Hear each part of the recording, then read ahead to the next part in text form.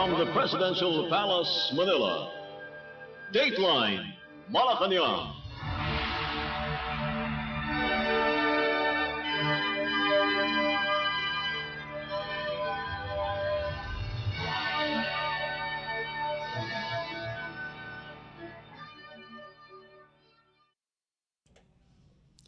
Good day, this is Dateline Malacañang, and here are the news. Malacañang emphasized the importance of stronger collaboration between the national and local governments to ensure the immediate and efficient delivery of service to the Filipino people.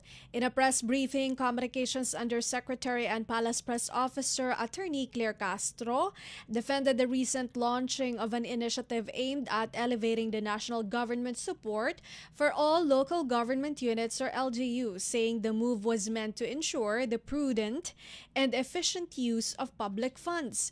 Castro's statement came a day after ACT Teachers Party List Representative Antonio Tino claimed that Malacañang's rollout of Sa Bagong Pilipinas, Bawat Bayan Makikinabang program was a clear attempt to consolidate the Marcos administration's political machinery ahead of the 2028 elections using billions in LGU pork.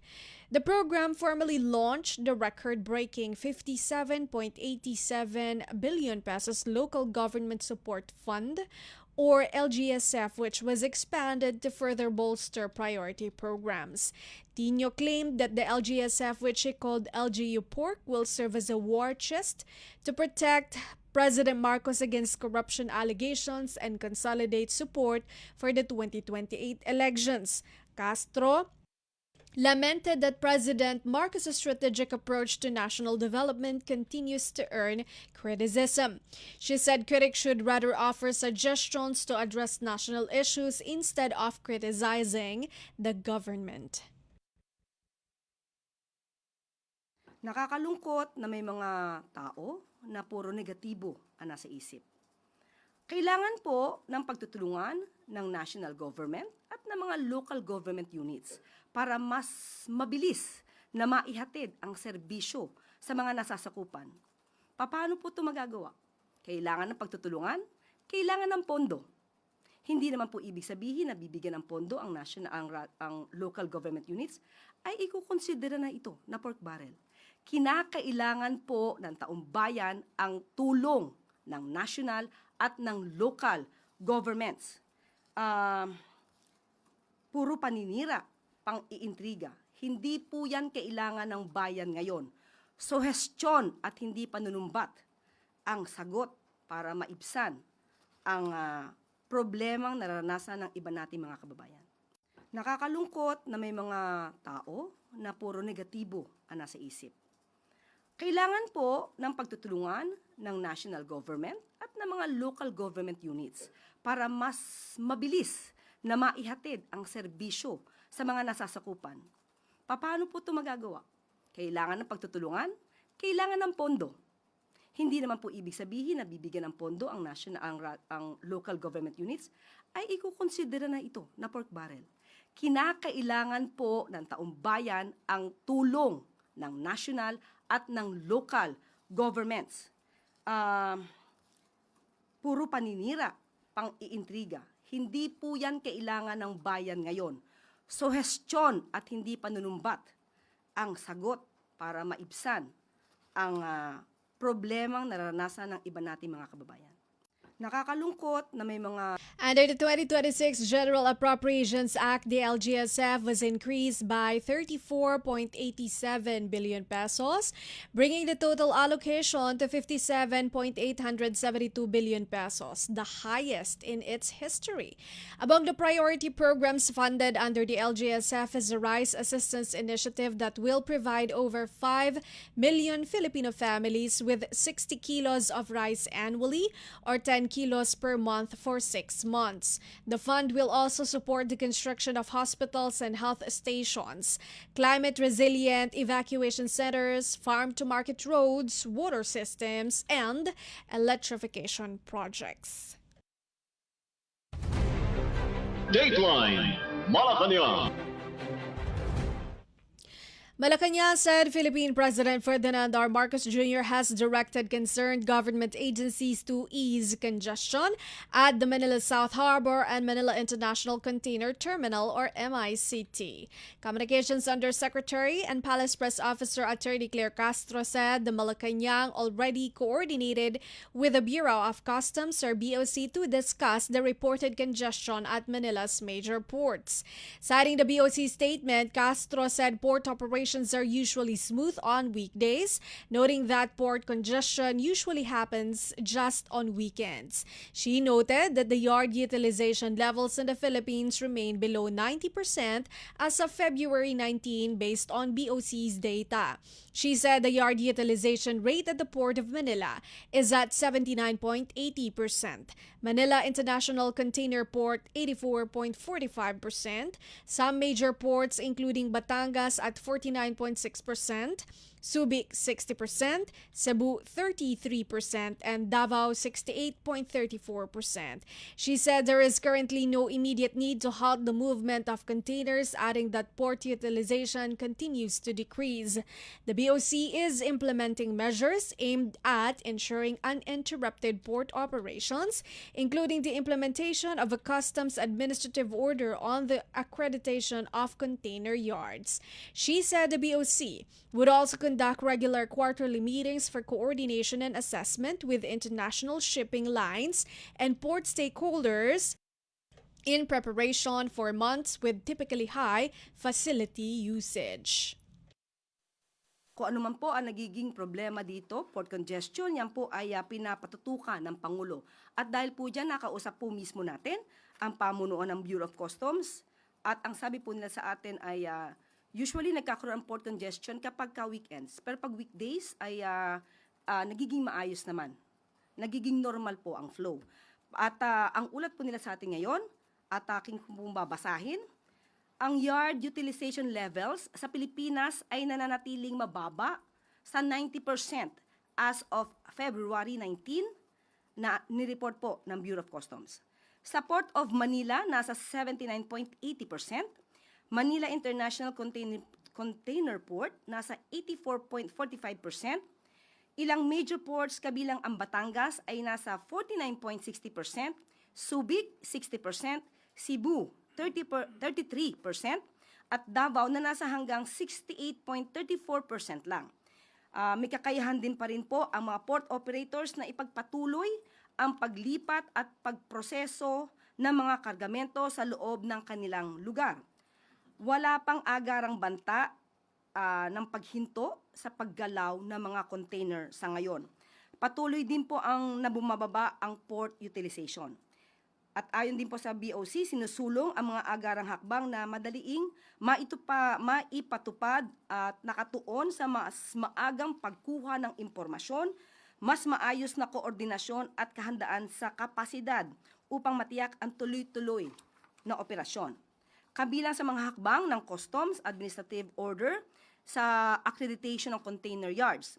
Magpapatupad din ang BOC ng regular na quarterly meeting para sa koordinasyon at pagtaya kasama ang mga international shipping line at mga stakeholder ng pantalan bilang paghahanda sa mga buwan na karaniwang mataas ang paggamit ng pasilidad.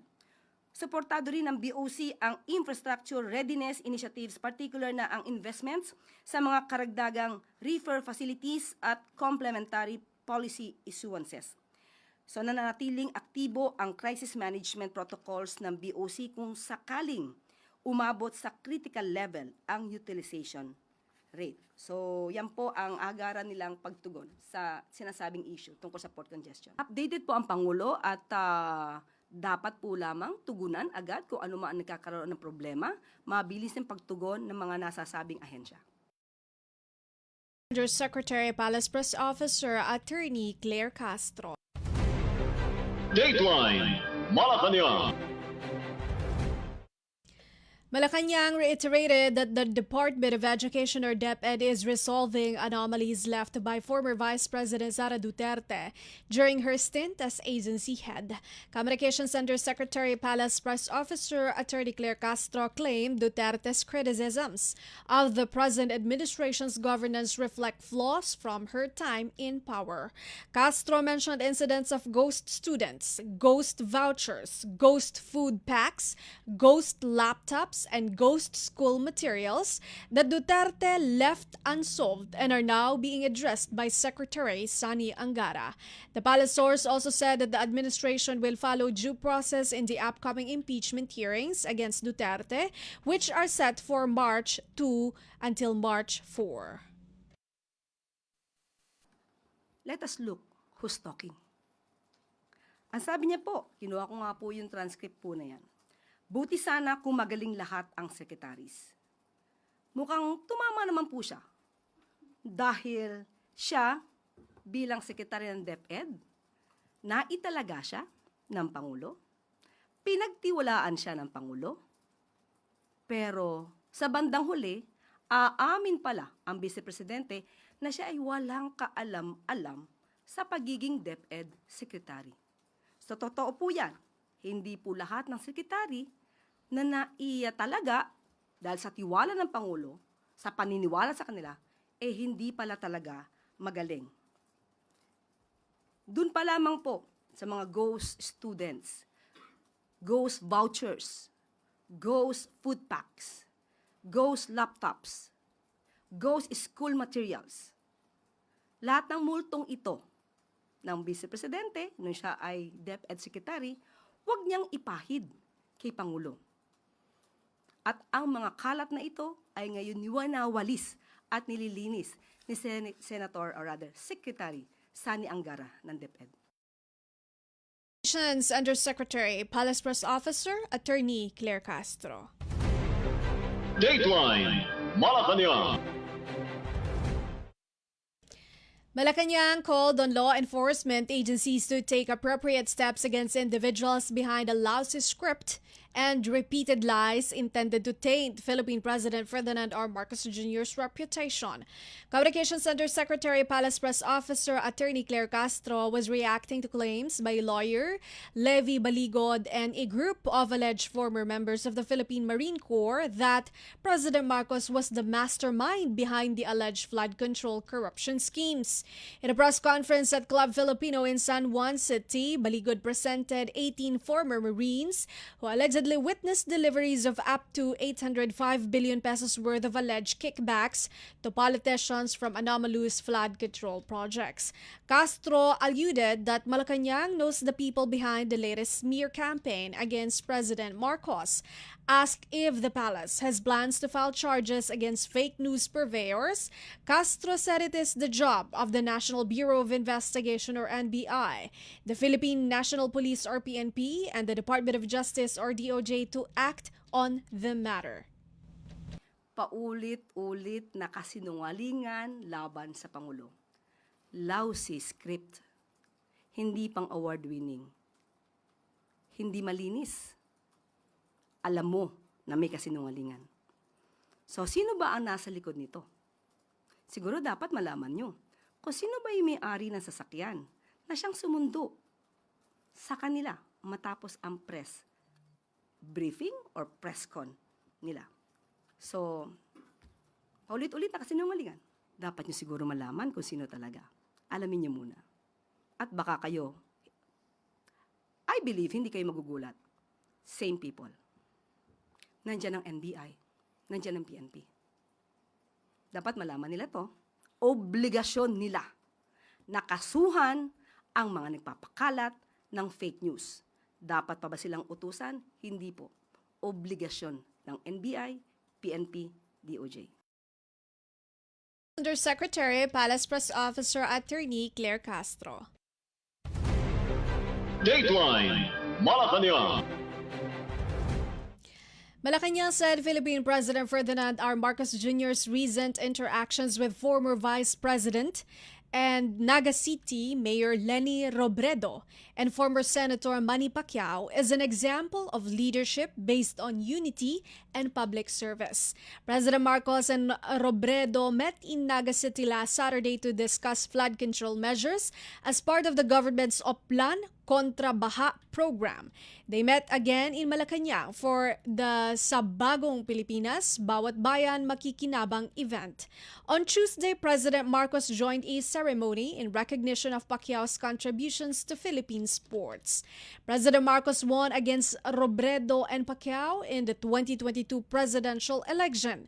Castro stressed that when leaders are sincere, humble and unselfish, the country benefits. President Marcos' visit to Naga demonstrated the administration's willingness to assist all local governments, with Naga City among the top priority regions for flood prevention.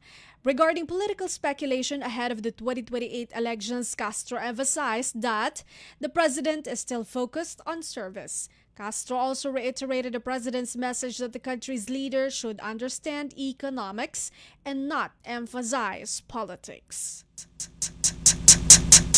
Pink Socks, Pacquiao Memorabilia, pagpapakita ng pagkakaisa at pagtutulungan kahit anong kulay ka pa.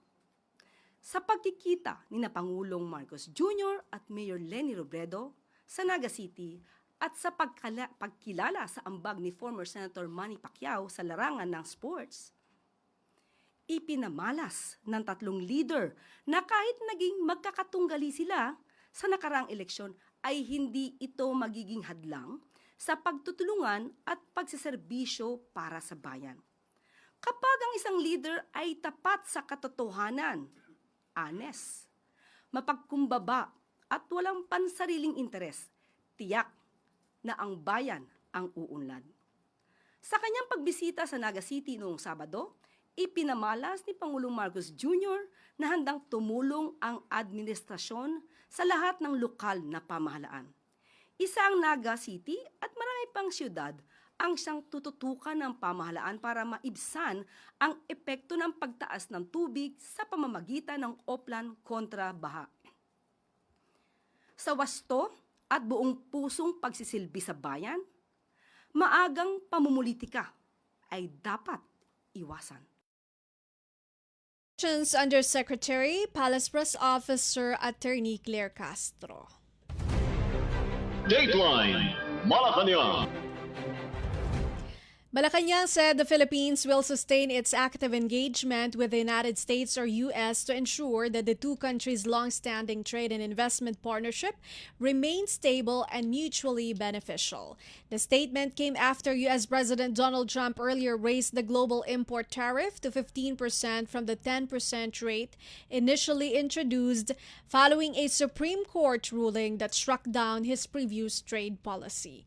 Speaking to reporters, Communications Undersecretary and Palace Press Officer Attorney Claire Castro said the country's economic managers are already looking into the latest development.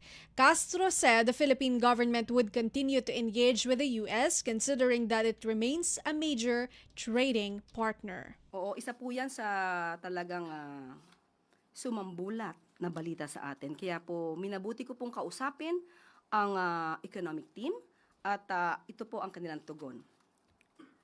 We will continue to engage with the U.S., given that U.S. remains a major trading partner.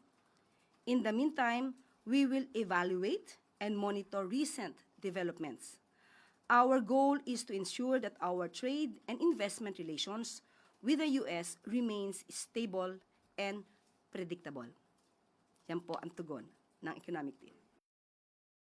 10% global import tariff went into effect in the U.S. Tuesday, despite the U.S. President Donald Trump's recent threat to impose a 15% rate. According to reports, the White House said a planned 15% increase was still being worked on. Dateline Malacañang. Malacañang acknowledged the significance of the EDSA People Power Revolution in Philippine history on Wednesday. However, no official statement has been released for this year's observance.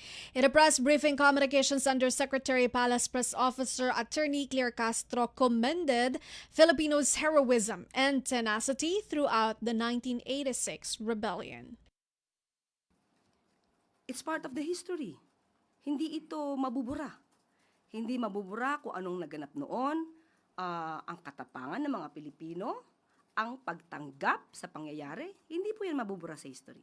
Pag nakarating na po siguro sa Pangulo yung bill at aaralin niya, titignan po natin. Sa ngayon po ay hindi po sinasabi kung naibigay na po ang kopya na to, new version na ito. February 25, 2026 is designated as a special working day to commemorate the 40th anniversary of the historic revolution. The palace previously said that Philippine President Ferdinand R. Marcos Jr. is open to considering proposals to make February 25 a regular holiday. Dateline Malacañang. In other agency news, Education Secretary Sani Angara highlighted a strong collaboration between the Department of Education or DepEd, local government unit or LGU, and private sector in delivering both learner nutrition and digital access to public schools.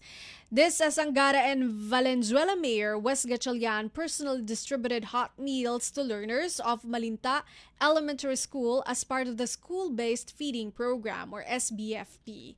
He also led a turnover of ICT devices including laptops and desktop computers to public school learners and teachers through DepEd's partnership with the IT and Business Process Association of the Philippines or IBPAP and its member companies. Secretary Angara said about 2,000 learners will benefit from the laptop donation of the private sector.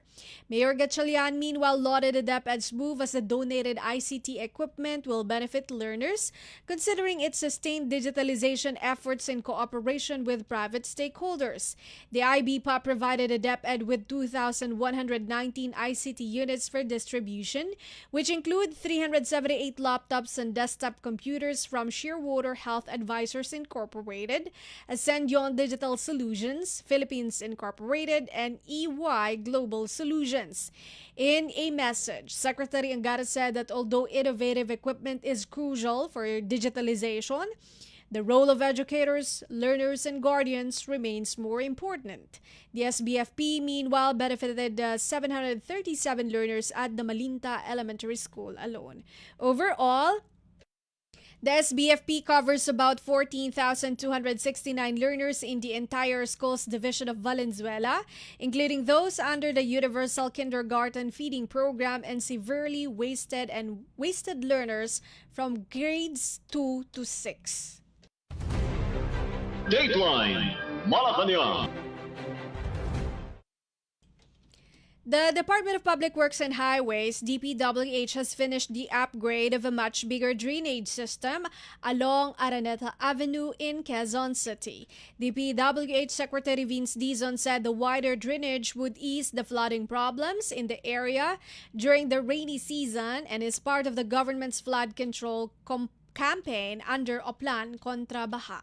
He ordered the installation of mobile pumps while the pumping station on E. Rodriguez Boulevard is not yet finished and the continuous dredging and cleaning of the San Juan River. The rehabilitation project amounts to 500 million pesos. Dateline Malacañang.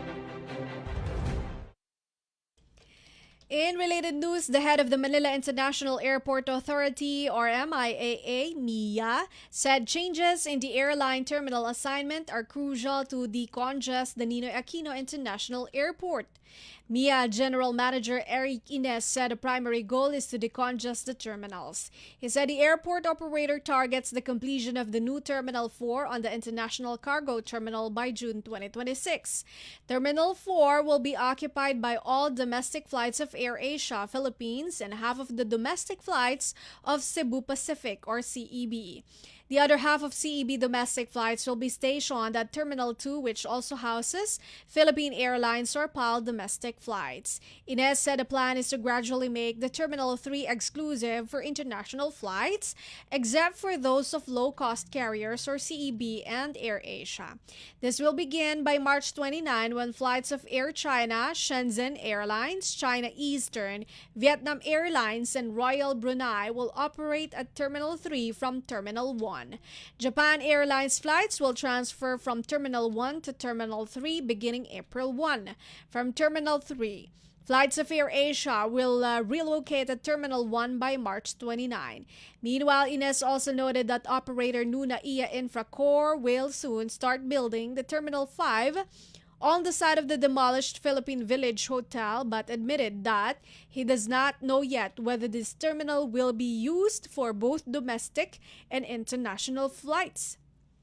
To recall, the airline terminal changes was initiated by former MIA General Manager Cesar Chong in December 2022 to optimize the airport's capacity. It was also under Chong's leadership when Terminal 2 was made into an all-domestic facility. Dateline Malacañang.